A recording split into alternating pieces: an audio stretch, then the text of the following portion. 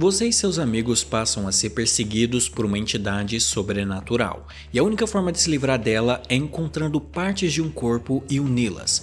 Quais decisões os personagens deveriam ter tomado e quais decisões eles deveriam evitar? Isso e muito mais veremos neste vídeo. Mas antes de qualquer coisa, eu peço para que você deixe o seu like, inscreva-se no canal caso não seja inscrito e comente aí o que você faria se estivesse na pele dos personagens. Isso aí, recado dado, vamos pro vídeo.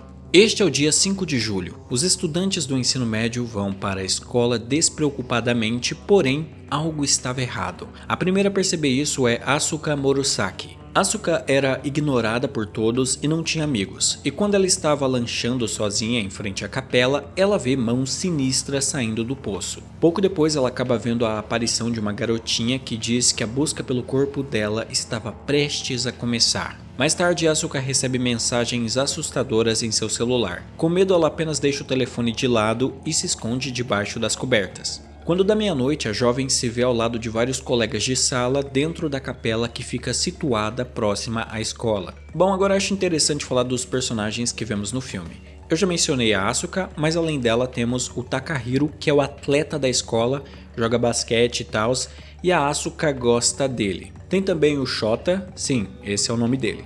Shota é um nerdola, zoado por todo mundo. Outro personagem é o Atsushi, ele que também costumava ser um jogador de basquete e era muito bom, mas acabou desistindo. Ele é o mais quieto do grupo e não quer se misturar com a galera num primeiro momento. Hina, por sua vez, é a presidente de classe, e fora isso não tem muito para se falar a respeito dela. Por fim tem a Rie Naruto. Ela tem uma raposinha de estimação. Brincadeira. Na verdade, o que caracteriza ela na história é o fato de Rie namorar um cara bem mais velho que ela. Tipo, ela está no ensino médio, mas namora um cara de 20 e poucos anos. Com o saco cheio de tudo aquilo, o Atsushi decide ir embora. Só que quando ele estava deixando a capela, alguma coisa o ataca, causando uma morte horrível no jovem.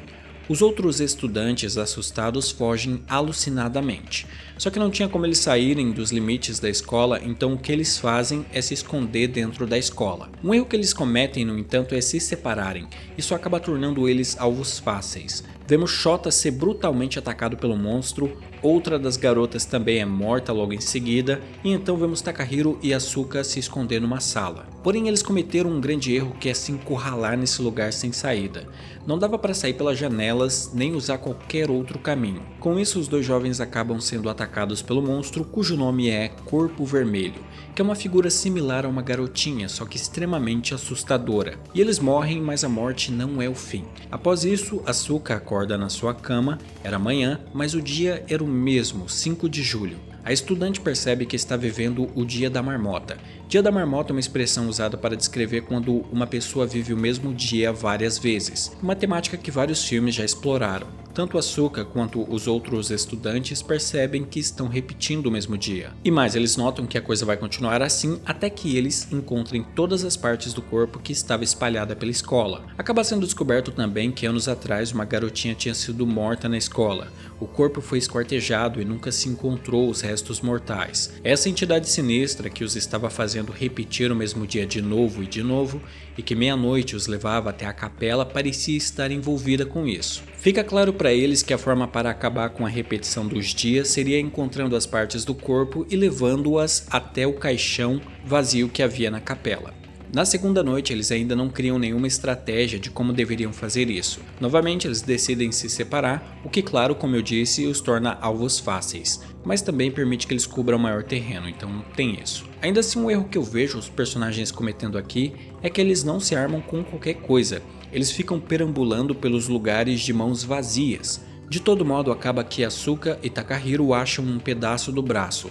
A partir daí, o objetivo passa a ser levar aquela parte do corpo até a capela. Enquanto isso, a criatura sinistra continuava atacando os jovens um após o outro. Uma coisa que fica claro é que a entidade é invulnerável. Não havia como qualquer um dos adolescentes lutarem contra o monstro e vencer.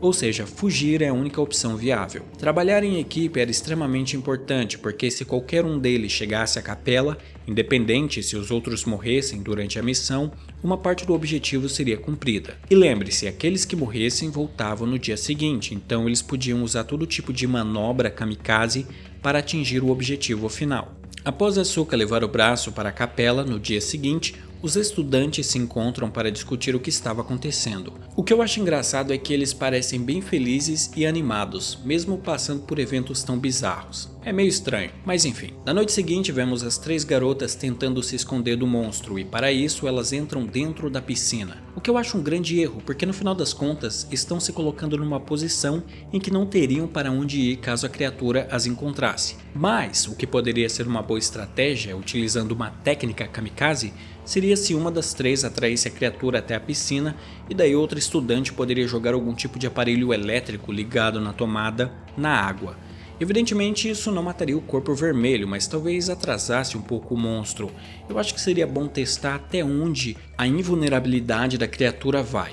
Bom, agora pulando para o dia seguinte, quando o grupo de jovens se reúne para discutir estratégias que poderiam usar na missão. Eles leem um artigo no jornal sobre aquela que acreditam ser a pessoa vermelha, que era uma menininha que foi brutalmente morta.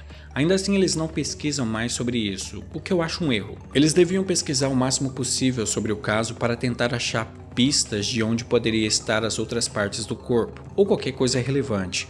Outra coisa que eles fazem é desenhar um mapa da escola, de modo que pudessem saber exatamente a configuração do lugar e marcar os lugares onde já passaram e quais não foram ainda. Isso ajudaria a tornar as buscas mais eficientes. Além disso, eles decidem ligar o sistema de som do lugar para criar um enorme barulho, visando assim não deixar evidente para o monstro onde eles estavam conforme se movimentavam, né? Os jovens também conseguem se comunicar usando walkie-talkies, só que o Atsushi decide não entrar na missão. Tipo, enquanto os outros estão andando pelo lugar, ele fica na dele deitado no terraço. As táticas implementadas se provaram bem eficazes e com isso os jovens vão conseguindo várias partes do corpo. Uma coisa estranha, no entanto, é que várias vezes esse bibliotecário aparecia onde os jovens estavam. E havia algo estranho nele, mas ninguém sabia o que. Em uma das missões, quando estavam prestes a levar uma parte do corpo até a capela, vemos que Takahiro estava em perigo, porque parecia que só restava ele, assim ele era o incumbido de concluir a missão. Só que ele estava muito ferido. Para a sorte dele, o Atsushi, que nunca fazia nada, decidiu agir. Assim ele apareceu e levou aquela parte do corpo até a capela. A este ponto, o grupo só precisaria encontrar a última parte, que era a cabeça. Eles ficam animados e quando nasce um outro dia, que na verdade era o mesmo, né? Eles vão à praia e aí os estudantes ficam mais amigos uns dos outros. Yasuka e Takahiro veem os sentimentos que têm um pelo outro aflorar. Mas outra coisa que acontece, que é muito interessante, é que depois os colegiais encontram a casa onde a garota morta morava. O lugar era sinistro, lá eles encontram fotos da menina segurando a boneca que a pessoa vermelha levava consigo. Eles também acham escondido na parede a bonequinha das imagens, só que a tal boneca desaparece num piscar de olhos, o que faz com que eles fiquem com medo e fujam. Na próxima missão vemos algumas mudanças acontecerem. Dessa vez a criatura que aparece é a boneca, só que totalmente monstruosa. De todo jeito a missão era a mesma, eles precisavam achar a cabeça, o que não estava sendo fácil. Eu tenho uma ideia para ajudar nessa quest de achar a parte restante, mas já falo sobre isso. Por enquanto vale a pena dizer que os adolescentes são mortos um por um e falham na missão. Mas na manhã seguinte eles percebem que a morte deles durante a missão poderia ser definitiva, porque a Rina desaparece. E isso aconteceu porque ela morreu na missão sendo devorada pela boneca. Ou seja, aquele que fosse devorado pelo monstro não voltaria para a próxima missão. E a existência de tal pessoa seria simplesmente apagada. Agora a pressão cai sobre os nossos heróis porque a vida deles dessa vez de fato estava em jogo. Porque antes eles morriam mas voltavam. Agora não. Ainda assim eles podiam evitar isso, porque pensa comigo, aquele que fosse morrer sendo devorado pela boneca só precisaria tirar a vida antes que isso acontecesse. Daí, não sendo devorado, a pessoa garantiria que sua existência não fosse apagada. Outra coisa, e agora sobre um meio para achar a parte restante. Se você está lidando com um evento sobrenatural, precisa usar táticas sobrenaturais. Por exemplo, tem aqueles aparelhos medidores de campos eletromagnéticos. Eles detectam variações no ambiente e presença de espíritos ou energias estranhas, em teoria. Se cada um usasse um aparelho desse, teriam uma espécie de bússola que facilitaria bastante eles a encontrar a parte que faltava, que eu imagino emanaria algum tipo de energia sobrenatural. Outra coisa, a tática de uma parte do grupo atrair o monstro até uma armadilha me parece muito eficaz. Eles poderiam atrair a coisa até um lugar onde antes estivessem banhado com gasolina para botar fogo no monstro.